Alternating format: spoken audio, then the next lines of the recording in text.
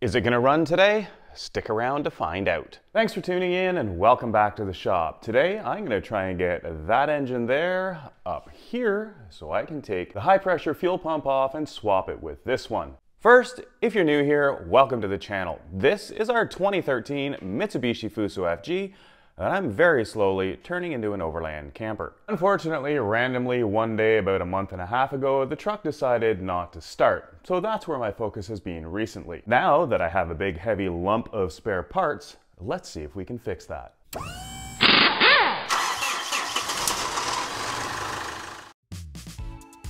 It's going to be a tight fit, but I've trimmed the pallet down and put some casters on it to try and squeeze by the truck. I knew it was going to be close, but it's a little too close. I can't get any closer to the truck. I'm touching the tire. Can't get any closer to the wall. In fact, the hose is touching. I could move the wall, but there's a lot of stuff behind it. So I guess I'm taking off the hose. I don't know about you, but these wire clamps never come apart for me.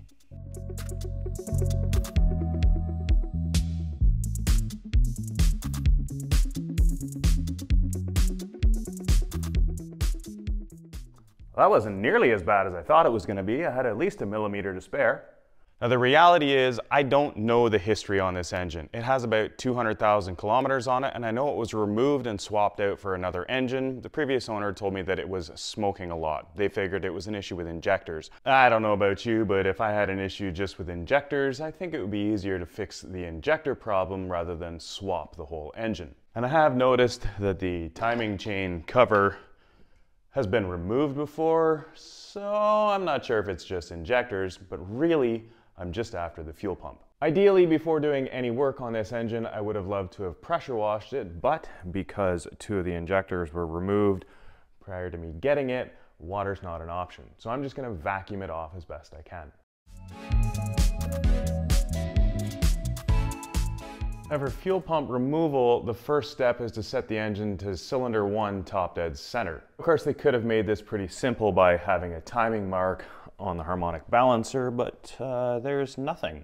And surprisingly, the PDF really isn't that helpful either. But since someone pulled an injector out, it's pretty easy to drop some TIG rod down through the top of cylinder 1. And I have a feeling that since somebody's already been playing with the timing cover, we're probably already at top dead center. Did I get that speck of black stuff off my face yet?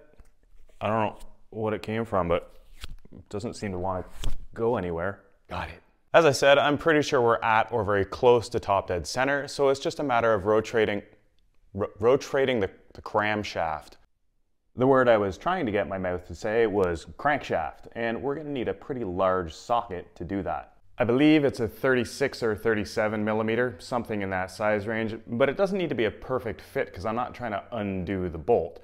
Now, I don't have that, but what I do have is the kit that I use to take the wheels off. If you don't have one of these, I highly recommend them.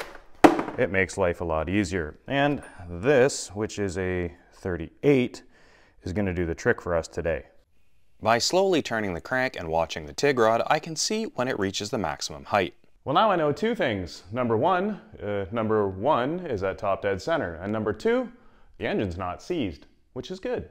Now this doesn't solve the problem for me completely. I know this engine is at top dead center and I can verify that through the injector hole, but I really don't want to pull an injector out of the number 1 cylinder on the truck. Now, getting the engine to exact top dead center isn't really that critical, but we do want to have both of the engines timed the same so that the gear lines up for where the fuel pump connects. Now the reason we're trying to shoot for top dead center of cylinder 1 is that puts the fuel pump at bottom dead center, meaning it's not trying to push fuel. Now this all has to do with timing, so potentially I can tell what's going on by taking the timing cover off. Well, I'd rather not do that in this truck either.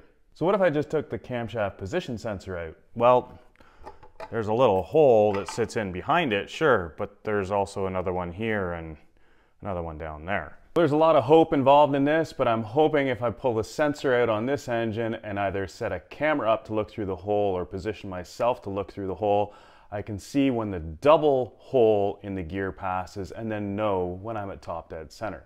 Now, while I was looking for something else on the internet, I did actually come across something that I don't fully understand, but it appears if we take this plug out of here, which on this engine was already loose, we can see a cog down there, and I believe if that is lined up with this hole, we're at top dead center. I don't know how accurate that is, but it was a piece of information that I found. Maybe I'm just way overthinking this, but this engine is now at top dead center, so let's see if we can get the fuel pump off. To start with, the hard fuel line that runs from the fuel pump to the fuel rail needs to come off. With all the fuel lines, you need to be extra careful that absolutely no dirt gets into the lines. To get more access, the power steering line bracket needs to be undone. Removing it completely would make the job easier, but I want to see if I can do it without removing it. This rear bolt is very difficult to get at, but it is possible with a quarter drive ratchet and some fine motor skills.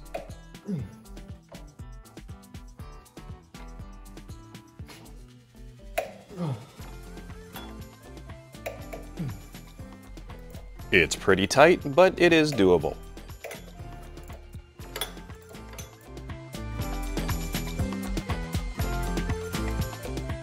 The problem with that rear bolt is you can't back it out all the way with your ratchet. There isn't enough room to get your ratchet and socket back off again. So once you've broken it free enough that you can move it by hand, get your ratchet and socket out and get in there with your fingers. Even getting fingers in there is pretty tight. Is it because of your fat finger? Sí, es la verdad. Y por eso es más fácil cuando quitamos las mangueras de combustible. Just a note, most of this stuff is significantly harder than it looks. But just keep going and you'll get there. And once you get the fuel lines off, you can actually sneak them past the back of the oil filter here, pop them out. And that gives you a little bit more room where you can actually, if your hand's not too big, get your hand in here and you manage to actually get a thumb on the top of that rear bolt to get it out the rest of the way by hand. Next up, we're going to take this little 10mm bolt out of here, and the issue you're going to run into is if you're trying to use even a quarter drive ratchet, you don't have enough depth because of the size of the head. And well, maybe you've got a smaller diameter quarter drive ratchet, but even that, not really going to have enough room because of the head. So maybe you've got an even smaller quarter drive ratchet that you can actually get on there, or alternately, a really skinny box end wrench. Ooh. And if you want the bolt to come out, you should probably undo it instead of trying to tighten it like me.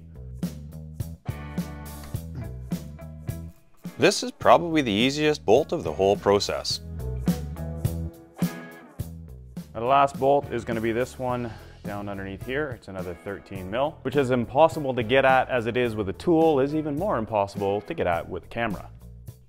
To get this bolt out, I tried all sorts of different tool setups. Well, it seems after all the different fancy tools that I've tried, a regular old box end wrench is going to be the slow but sure way to get this bolt out.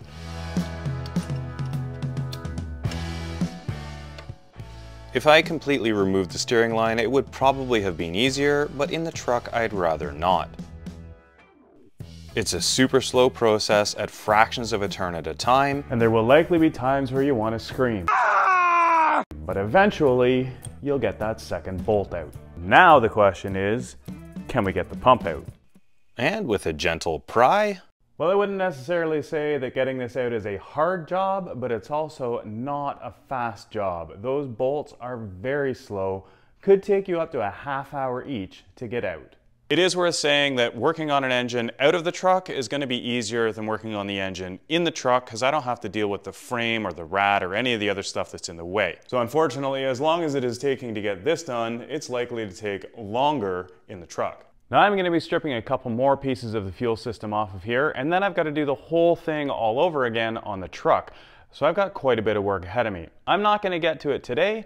Make sure you hit subscribe so you can come back next time to see me reinstall this in the truck. Thanks for watching, and we'll see you then. Is it because of your fat finger?